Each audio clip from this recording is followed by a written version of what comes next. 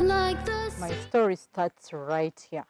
Where I am, right seated here, is where I was born and raised. So today I decided to move from Kampala to this place. I am in Entebbe. That's where I was born and raised. So if my story ended today, I don't know how it would end, because there is that saying, the start is easy, but the end might not be easy. So if I ever think about the end of it, I'll come and tell you. My name is Susan Yawor. You're on UBC, The Life I Live. Today I have someone from a center. Me and you are to learn again today. We shall be learning now and then, because learning doesn't stop. What you don't know, I might not also know too. But if we have someone who knows it, we are good to go. Hi. Hi. How are you? I'm okay. How are you? You're going to briefly tell us your names and where you're from, this center, so someone would know who I have today on The Life I Live. Thank you, Susan. My name is Stefan Kabenge, and I work with Embrace Culture. I'm happy to be here with Susan because we both raised in Entebbe. So this is my calumet now, though I don't stay here now, but I was born here. Now, you said your name's Stefan Kabenge. Stefan. Stefan here is going to tell us about something that it's my second time hearing it. The first time I heard about it, I got a phone call from one of the guys I work with. So today is my second time I'm going to hear about it. And I'm pretty sure if you didn't know about it, you're good to learn. You're good to get your book and write down. You'll learn more and more and more when it comes to The Life I Live.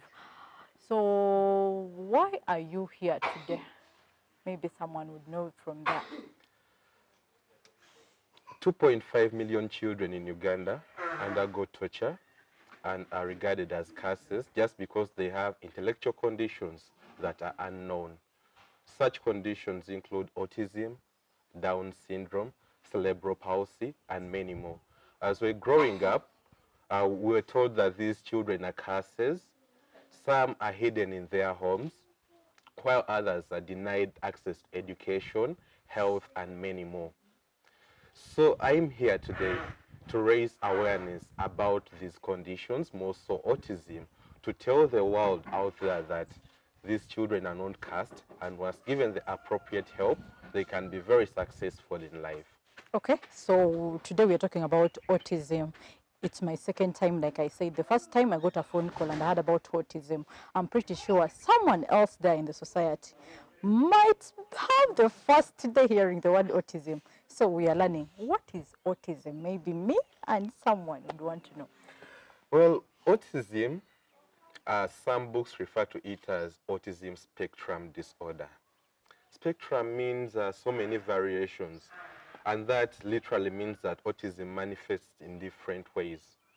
It's an intellectual condition that affects the way someone understands social behavior and communication mainly. So wait a minute. Autism is not a disease. It's not a disease. It's a condition. Yes.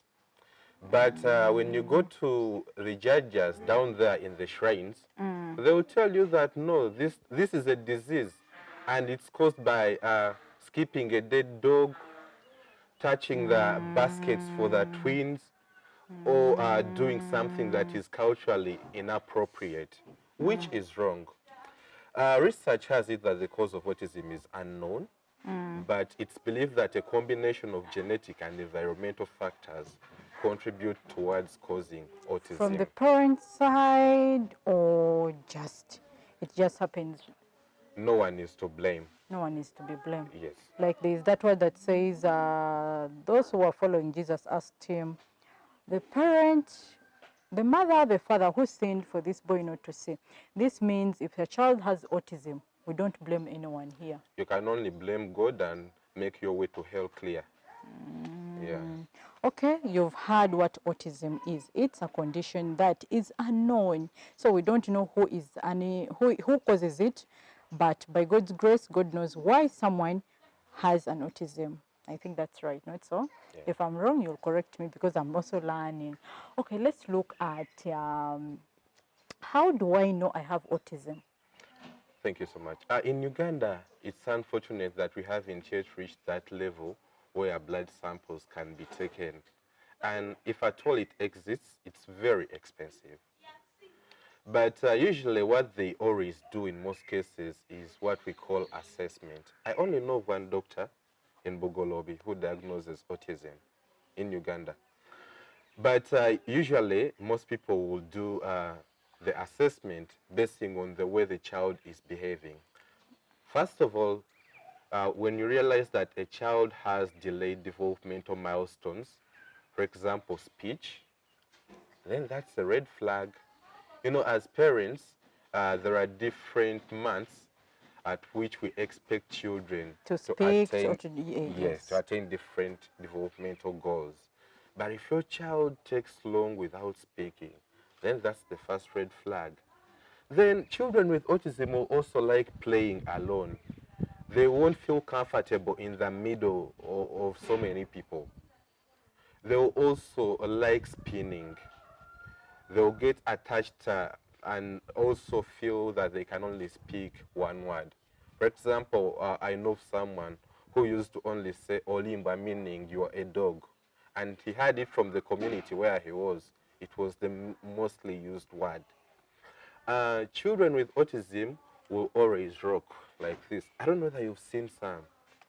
A child will never concentrate, they'll always be like, and they'll do this sound. At what stage is this? Childhood or grown-up ones?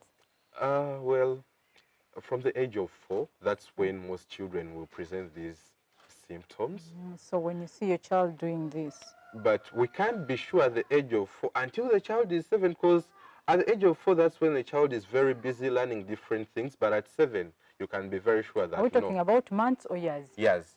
Yes. Yeah, you can be very sure that, you know what, this isn't appropriate. And then that's when you can start the intervention services. But for the fortunate ones who are able to detect these symptoms at an early age, they are also able to go to different centers to access services that can help their children, not to cure, but to be rehabilitated in different ways. Okay, so that's nice. You've just heard from him because me and you are learning. You said earlier we don't have the capability, we don't have the access of blood checkup per now in Uganda. Let's look at situation if we had it. If we had it today and I got to know at an early age my child might be a victim of an autism, would this help at some point? Yes. I'll use an example of detecting the symptoms of malaria or the signs of malaria early, and then you go for treatment. It won't beat you, but you'll be able to easily overcome. So if at all we had those services here in Uganda, I believe that we would be having children who are like Messi, because you know Messi is also autistic. We'll be having people who are like Steve Jobs, the founder of Apple. He also has autism, but that doesn't define him because he received the services early and they were able to build on his ability. What happens right now is that for us in Uganda, we get to know when the child is about 13, 14, because even when they go to class, most people regard them as slow learners and whatever, and yet they have some strength, especially in maths, computer, and some have strength in music. But the teachers won't look at that. They'll look at, this child is a slow learner. He takes things slow. Try somewhere else. He's never settled because children with autism are very hyperactive. It takes them time to settle and concentrate on a task until they are given the appropriate attention they need. That's when they will settle. And they can't settle for longer hours. Like you expect them to settle for 1 hour. No, you need to give them some breaks. Yeah. Okay, we press so hard, and I believe in Uganda. Actually, I believe in Uganda. After that long today, I passed Entebbe Road, and the roads are. So I believe the next time I come here, I don't know. So I believe my Uganda is developing. One day, one time, we shall have such a center in Uganda. Let's believe, because we know we can. Not so? Yes, we can. Yes, we can. Let's look at the center where we are right now. You guys train, tweet, what do you do here? Having realized that wherever children with special needs complete primary 2 or primary 4, the maximum in Uganda, they don't have any other place where they can go for further education. So in 2018, we opened up Amanyi Empowerment Center. Amanyi is a Luganda word that means power, and it's meant to demystify or to debunk the myths that are existing in regard to disability. So we started this center focusing on young adults from the age of 13 to 30, specifically those with intellectual disability. Why am I saying intellectual? There is so many services for the physically handicapped, but very limited services for people who are intellectually impaired. So we started the center purposely to transition the youth and equip them with skills for independent living. So here a child will learn agriculture, laundry as a business, money skills, healthy relationship, music and dance, art and craft, behavior management, because children with autism manifest different kinds of behaviors. They will have uncontrolled eating at some extent, and then they'll even pick on others' plates. That's when someone will beat them, that a child is a thief, blah, blah. So we do such trainings and so many more that I can't list all right now. Basically, provide holistic education for independent living. Okay, now we are looking at a situation whereby I have my child home. How we don't have the sample centers to know a child has autism. How do you guys know this child has autism? Well, we do assessments. We are trained. We're professional workers, and we also have a screening tool or a toll-free number that parents can always call and ascertain the condition of their child. So this is free of charge, and that's where maybe we shall need the government to take over it, because we can't have all the cost on us. The government can come in as we plan for maybe the sample machines to come in, and we utilize this screening number because it will even give us real facts. It will give us numbers, statistics about different disabilities in Uganda. So when a child goes through the screening, we are able to know whether the child has autism or not. And in case we feel that we can't tell appropriately, then we'll call our doctors that we work with to give an official diagnosis of the condition that the child has. Because a child with autism can also have other conditions like dyslexia and so many more. I'm learning, and I know you're learning too. By the end of it, we would have picked up something. Learning doesn't stop here. We have to learn and put it in use, because we have children kept in houses, and me and you don't know why they are in homes. We also have seen parents say parents even don't know the conditions that children have. But from his mouth, at least someone out there would tell a neighbor, I saw a guy on TV and say this is autism, so you can know where to start from. I think if someone called you, you would give them the right answer. And if you called me because I'm learning something, I would also give you the same answer. Before I go out for break, I want to know something. Let's look at a situation. This child is at your center here, and this child is learning. Then suddenly the child says, no, I don't want to learn. I want you, because now you are their face. You know, someone told me earlier, Susan, if you told someone with a physical disability, like, do this, they will do it because they know you have a program for them. They will believe in you. I believe these kids believe in you. I want to know what would happen if that child said no. Then I'll go for a break. And when I get back, we still have you. Okay. Well, most of the time, someone gets to an extent of denying something, there is always a trigger. So you'll find that some girls will say no because maybe they feel they need to get married. Or the boys will feel like they are maybe not getting what they need.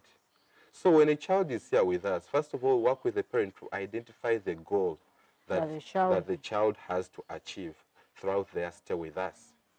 So it's basing on that goal that we tailor all the academic programs that we have for this child. An extent of saying no could mean that the child is maybe tired or you're boring, but it doesn't mean that they don't want to achieve the goal. And also these students are engaged in taking decision in regard to the goal they want to achieve. Because if I have autism, that doesn't mean I don't know what I want to achieve. Someone will tell you, I want to be a drummer. Like beating drums, yeah, all the time. And then the other will be like, me, I want to own a laundry business. To you and I, we may look at such things as simple. But then, when a child with autism is doing such tasks, they are very organized. They are perfectionists, I could say. Okay, before I go out for break, we are still learning about autism. If you just didn't know what autism means, he explained earlier, and at the end of the show, he will make sure he explains so that you who joined in the middle can know what autism is. You're still on The Life I Live, The Life I Live.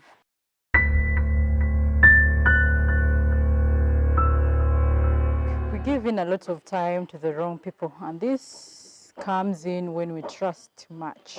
It's a Monday. Let's learn to give it the right time to the right people. You're still on The Life I Live, and I'm still learning about autism. Me and you are learning about autism. People have different dreams. Like the people here have different dreams. What inspired you people to start up Amani? I have a personal attachment to disability in that in 2000, as I was growing up, I lost a nephew who had multiple disabilities. But as we're growing up, we're not allowed to play with him. But we're told that his disability would catch us, even when he died, unfortunately. He was laid on a different ancestral ground. So which disabilities are these? Maybe was the right word given to you guys, because I think disabilities are not like measles. But the society doesn't know. People will tell you that epilepsy is contagious. They will tell you, we have parents who've been here and they're like, I can't bring my child because cerebral palsy is contagious. All these are wrong. So we're also misguided. So I continued working, and when I got my first job, we still worked with the vulnerable families. And we passed by so many children with disabilities in Entebbe who were not being catered for. So when Embrace Culture started, that was an opportunity to unleash my potential and my passion. Because so many children in Entebbe alone, I think we have around 30,000 children at the least who have different disabilities and are not well catered for. Yeah. So for that, you got inspired. Yeah. Okay, I think his inspiration can also make you be inspired. When you have something small that you can add in the community, if you have a hand, if you have a right that you can put in somewhere, don't think about what will I achieve if I did this. Please give it a hand. Like he was inspired because of a cousin who passed years ago. And looking at Entebbe, where I personally grew up from, before I leave this place, I have to move from here up to State House. So around the road, I'll move around. So you lose nothing if you started up something, or if you gave out a hand to someone out, either with a disability or any other person in need. Then let me know something. Do you only deal with people within Entebbe, or even me out of Entebbe, I can bring my child here? Well, we've done a marathon all around the country. We've been to Lira, we've been to Kabale, we've been to Masaka. So we deal with people from various areas, various parts of the country. Next month, we're starting work in Chiaka refugee camp. So we are all over. Before this parent calls you, make me know. Is these services of my child staying here for 3 years free on charge, or I'll pay some money? Well, the cost of living is high, and staying here, a parent has to pay something. And one thing that kills us in Uganda is that wherever we hear of free services, we give all the child's needs, we let them to the to the school. Organization. Yeah. So we cost share with parents. That's what I could say.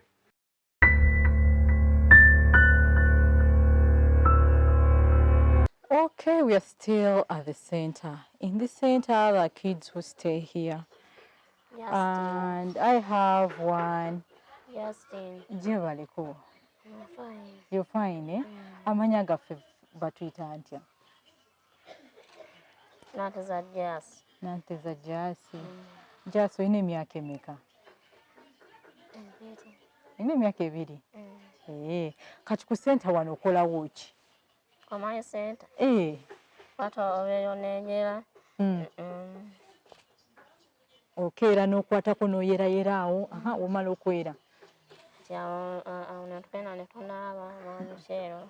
Ate tunaabe tugenda. Womala okunaaba. Netusenya amannyo.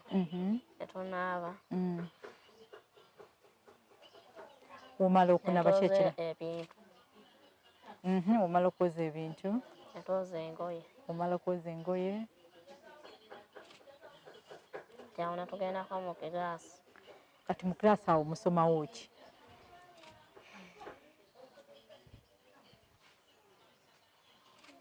Batuwa ebitabo netuwandiika. Nemuwandiika. Kati Jasi, kati nga gwe buli muwala ayagala abeera ku ssomero, abeera ne kyayagala kikyo nnyini gwe ky'osomera wano? Kwoza ngoye, olwokuba ngambye waliwo abakola laundry nga maaso eyo ojja kutandikayo akagundi kakokwoza, oba okola kulima. Wonna agenda emityano ogambe nnime nga ebyange ntunde. Kikyokolawo nga gwe? Oba okola byonna? Okola byonna. Olimako okulima okusobola? Ate okwoza ebintu? Ate okuwandiika? Owandiika bulungi nnyo. Kitegeeza bwe ndeeta wano ekitabo ne nkugamba Jasi mpandikira okuva ku 1 paka ku 2, okisobolera ddala? Kyo kirungi. Neeyanziza nnyo Jasi. Kale. You have just seen my conversation. I think this child is interesting. She's 2 years, but you might know her age. Just say she's 2 years. Let's go with that. Ati abatuma kuluzi n'eng'edayo nzekka. Kuluzi? Ne Moze ne Dawudi. Netugenda netukima amazzi netugaleeta. Ne Grace ngenda naye. Nemukima amazzi. Ate okufumbira mama omufumbirako? Iye. Mpata muwogo neteeka ku kyoto. Naki ekirala ky'omanyi ofumba? Manyi. Ate amatooke? Amatooke sina okuyiga bulungi. Naye muwogo y'omusobola? Lumonde simanyi mazzi ge bateekamu. Lumonde ye tomanyi mazzi ge bateekamu? Kale tujja yiga mpola mpola, ndowooza olulala nja kujja wano nkukime ojja onfumbireko muwogo, oba nja kujja omufumbire wano ndyeko. Si kyekyo? Kale neeyanziza nnyo Jasi. Yes, I think this child is so interesting. She can fetch water, like she said earlier. In the morning she wakes up and sweep. Every child does that, even my young. She can sweep in the morning. After sweeping, she goes bathing. I think that's the school activities. Then after bathing, she does the laundry. After laundry, classes. The life I live, and here we believe I can, you can, we can. The life I live, the life I live. The smallest we have learnt, at least me, I have learnt about autism. I didn't know about autism. At some point, I thought it was a sickness. Then I met a friend of mine. We talked about autism, and I was like, I had to host someone. And someone told me about autism. He said, Susan, please do it, because personally, I don't know what autism is. I'm pretty sure you and I have learned something.